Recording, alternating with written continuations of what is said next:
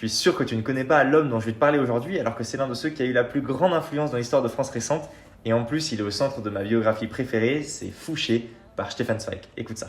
Zweig a écrit plein de biographies de Marie-Antoinette, Marie Stuart, Magellan, mais celle-là, c'est vraiment la plus incroyable de toutes. Fouché, pour le dire en 2 mots, c'était le ministre de la police de Napoléon. C'était un vrai as de l'espionnage et un très fin politique, qui avait des infos sur tout le monde, à tel point que Napoléon même le craignait et ne pouvait s'en détacher. D'ailleurs, le récit de leur première rencontre.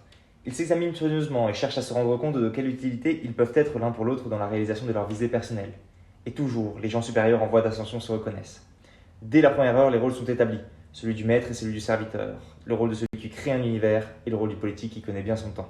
Leur jeu commun peut commencer. Mais Fouché, c'est aussi un immense traître qui a passé sa vie à retourner sa veste. Élevé chez les religieux, il a fini par piller des églises. Conventionnel modéré, il a mitraillé la révolte à Lyon. Il a publié des pamphlets assassins envers les bourgeois, puis est devenu riche à millions. A voté la mort du roi Louis XVI, puis est devenu ministre du roi Louis XVIII.